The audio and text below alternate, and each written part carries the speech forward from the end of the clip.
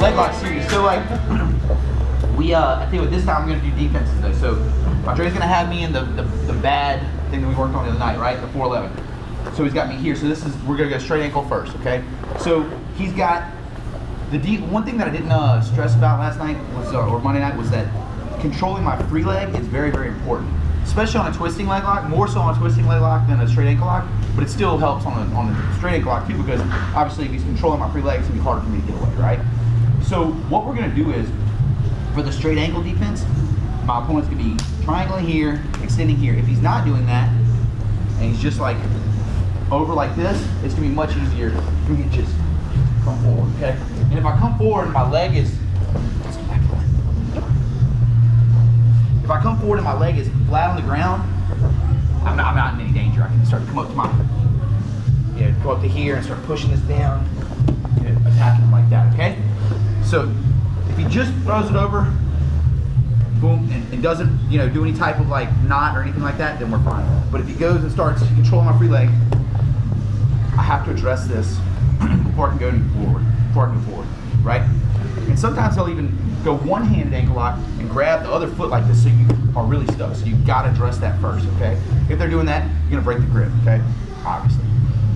If they're going two hands on your ankle lock, push, just like so, okay? They're still gonna be pulling on your leg, that's fine. I'm gonna spin like so, and take the top and smash from here. Start working my tap, right? And then we're gonna see this same type of style of escape throughout the series. So that's for straight ankle lock, okay? Now, let's look at the heel hook, okay? So now he's going outside heel hook, okay? So the same thing happens. If put it this way, if he doesn't have my free leg and he's trying to attack this heel hook, I'm easily going to be able to relieve the pressure from here. He doesn't have a leg lock anymore, right? So I have to, first thing, address, does he have control of my other leg? If he does, we got to address this first. Same thing, I'm just going to push it down, come out, just like so. If he continues to pull on it, you can either push like this, and just come out, or you can continue with the spin, which is one thing I really like to do. I kind of feel like once I already have in this position, I'm out of danger, I may as well stay in and maybe get a better advantageous situation than going back to a neutral situation, right? So I come out, boom, because from right here, he can't finish the leg lock. Can't finish the heel hook. Okay, no matter how hard he tries, I'm okay. I'm just gonna continue to back step. Just like so. And then look where we land. Really good position to attack, okay? The only one that gets tricky is the reverse heel hook. So here, he's got the same control, but he's got a reverse heel hook, right? So this one is the dangerous one, right?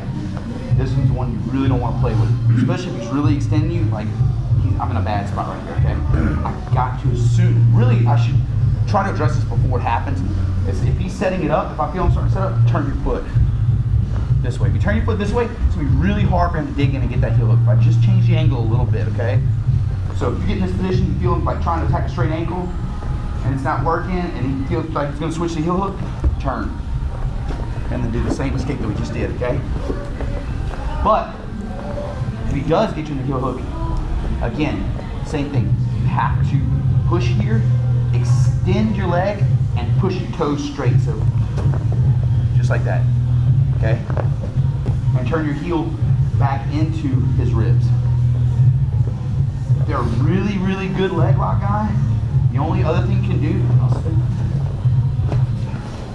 and you don't feel like you're going to be able to have time before he taps you because it's a real fast submission, you go here and break his grip on this hand.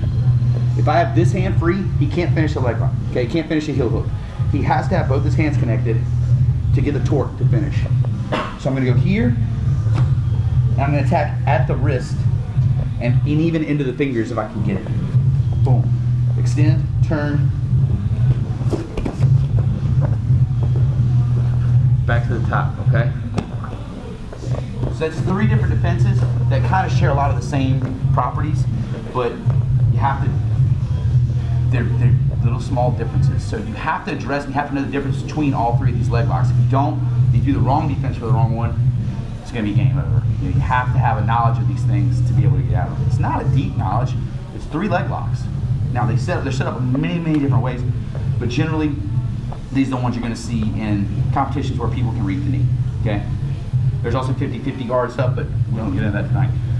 Does anybody have any questions on those? Yes. Why don't you do that defense that you just did first? Is the other one faster?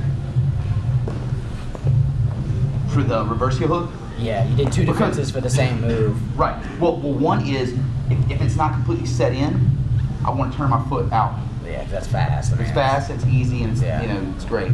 But if it's fully locked in, and you can tell when it's getting really tight. This is like last resort. Yeah. Because here's the deal: if I'm reaching up here, he has more time to finish the leg lock. And it's very fast, right? It's a very, very fast thing. Leg locks are very, very fast.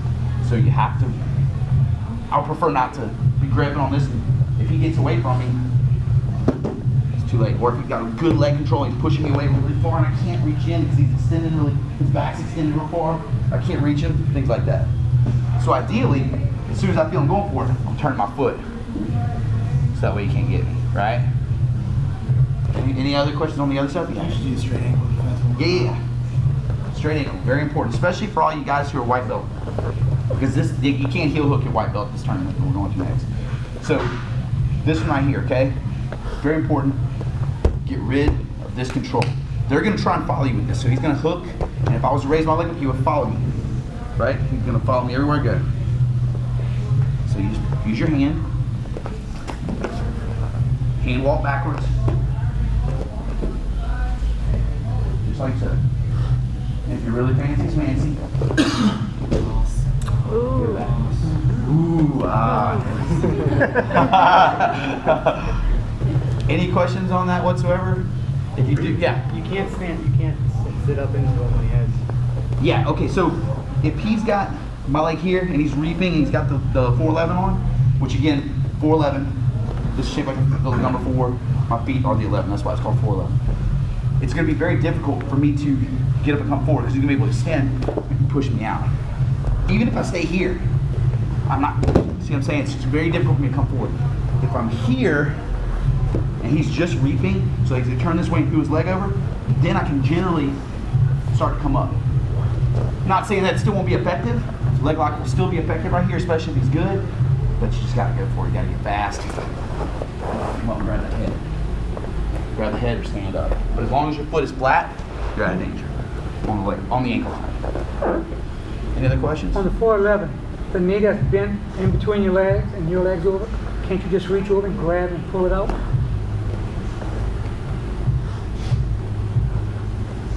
So you're saying grab this, Yes. just pull my leg out? No, I mean grab his leg to pull into him, like in between his legs, Like here? and maybe like shift. Nah, cause see, No. my foot's still in danger. I have to address the danger right here. He's got me in a submission. Okay. Like everything else that I do has to follow. I have to address this first because he's about to tap me out. Okay. Right? So always address like the most dangerous thing first. Anything else? Let's do it. 1, 2, 3. There's 3 of them. Yeah, there's going to be reaping leg lock, reaping ankle lock, inside heel hook,